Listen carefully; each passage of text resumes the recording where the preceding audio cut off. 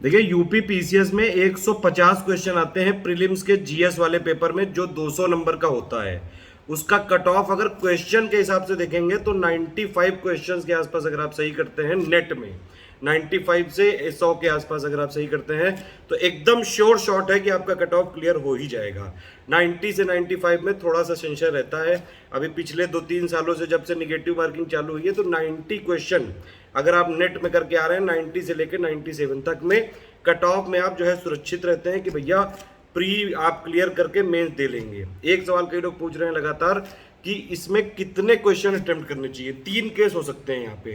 पहला केस ये कि आपने 80 से नीचे अगर आपके अटेम्प्ट हो रहे हैं, अगर 80 तक ही आपके सही हो पा रहे हैं, बिल्कुल जो है कोई बिना अंधी लगाए हुए, बिना कोई तुक्का लगाए हुए, बिना कोई गेस मारे हुए, फिर तो इस केस में तो रिस्क लेना पड़ेगा, क्योंकि यूपी में कंपटीशन बहुत टफ है और 80 क्वेश्चन से ऊपर तो हर हालत में जाएगा कट ऑफ। ठीक है। दूसरा केस ये है कि 80 से लेके अगर आपके जो है 110 120 तक सही हो रहे हैं, इस केस में थोड़ा बहुत जो है आपको रिस्क लेनी पड़ सकती है डिपेंडिंग ऑन द सिचुएशन। ठीक है। लेकिन अगर आपके 110 या 120 से 120 अगर आपने सही कर लिए, अपने जो है रियल अटेम्प्ट में आपको पूरा जो है विश्वास है कि आपने जो वहां पे लगाया है बिल्कुल ठीक है, अगर 120 तक अगर आप क्वेश्चन पा लेते हैं 150 में से, तो आपको ज्यादा रिस्क लेने की जरूरत नहीं है, क्योंकि वो फिर मार्क्स कटेंगे, क्योंकि 1/3 नेगेटिव मार्किंग है। 3 गलत क्वेश्चन में एक सही वाला काट दिया जाएगा। और हमेशा ये देखा गया है कि जब भी 1/3 नेगेटिव मार्किंग होती है तो फिर तुक्का लगाने में घाटा हो जाता है। 1/4 वाले में हो तो फिर जो है चांसेस ज्यादा रहते हैं, लेकिन वो थोड़ा बहुत लक भी होता है। कई बार 1/3 वाला भी ठीक बैठ जाता है अगर आप स्मार्ट गेस कर लेते हैं, अगर आप रिवर्स इंजीनियरिंग वाली मेथड अपना लेते हैं कि क्वेश्चन से आंसर नहीं निकल रहा है तो आंसर से क्वेश्चन निकालो। पहले वो 4 अगर आपके पास ऑप्शन है, देखिए ऑप्शन आपको आप पहचानने हैं। ठीक है। कोई फिल इन द ब्लैंक्स नहीं करना है। ठीक है। तो आपको लिखना नहीं है, सिर्फ पहचानना है कि चारों में से कौन सा मोस्ट अप्रोप्रिएट है, कौन सा आंसर जो है सही होना चाहिए।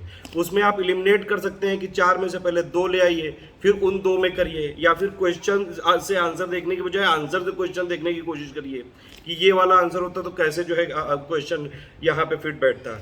ये केस है। अब आप ये समझिए कि कुल मिला के आपको नेट में निगेटिव मार्किंग के साथ आपको नेट में अगर आप, मैंने क्या बताया, 95 से अगर 100 क्वेश्चन आप करेंगे तो लगभग श्योर रहेंगे कि आप बिल्कुल जो है क्लियर कर लेंगे प्री। मतलब ये उस केस में है जो लेटेस्ट अभी 3-4-5 सालों से पेपर आ रहा है उसमें भी। और पेपर जो है 2018, 19, 20 का कोई बहुत ज्यादा ऐसे इजी भी नहीं था, बहुत ज्यादा टफ भी नहीं था, अच्छा खासा बैलेंस पेपर था। यूपी पीसीएस प्री निकालना काफी जो है डिफिकल्ट है, लेकिन ये समझिए कि ऐसा भी नहीं है कि लोग निकालते नहीं है। यूपी के लोग भी निकालते हैं, यूपी के बाहर के लोग भी निकालते हैं, यूपीएससी वाले भी निकाल लेते हैं। बस समझ में ये आपकी क्लियर होना चाहिए कि भैया यूपी पीसीएस के लिए क्या पढ़ना है से ज्यादा जरूरी है क्या नहीं पढ़ना है। यूपी पीसीएस ज्यादातर फोकस करता है फैक्चुअल चीजों पे, ज्यादातर जो उनके कॉन्सेप्ट भी आते हैं वो भी फैक्ट से किसी तरह से जो है सराबोर जरूर होते हैं। कॉन्सेप्चुअल प्योर सवाल जो है बहुत ही कम दिखेंगे, 150 में से करीबन बहुत ज्यादा 10, 15, 20 ही दिख सकते हैं, ज्यादातर वो फैक्ट ही रहेंगे। तो फैक्ट आपको जो है देखने पड़ेंगे ध्यान से।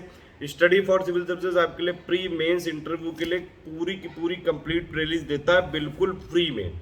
आप उस पूरी प्लेलिस्ट को फॉलो करके प्रीलिम्स क्लियर कर सकते हैं। 2017, 18, 19, 20 तक लगातार इतने सिलेक्शन दिए हैं स्टडी फॉर सिविल सर्विसेज ने।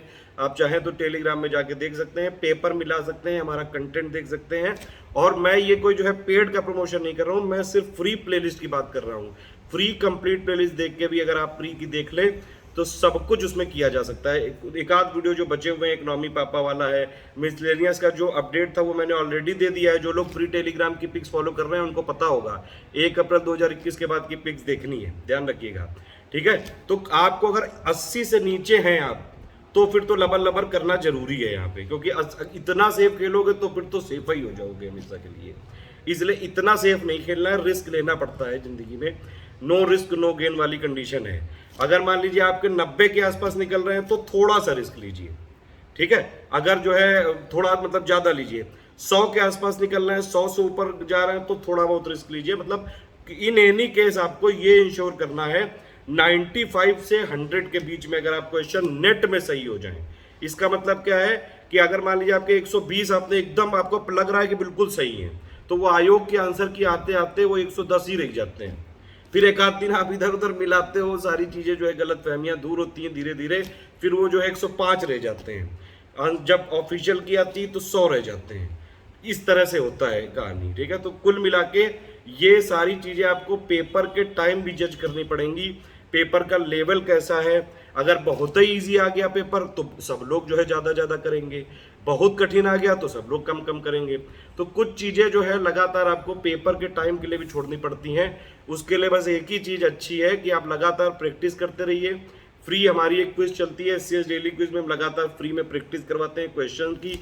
यूट्यूब में बहुत सारी टेस्ट सीरीज, हम टॉप 50, टॉप 100, टॉप 150 सारी टेस्ट सीरीज, हम जितने भी हमारी पीडीएफ होती हैं सब पे वीडियो बनवाते हैं, पूरी की पूरी आप देख सकते हैं।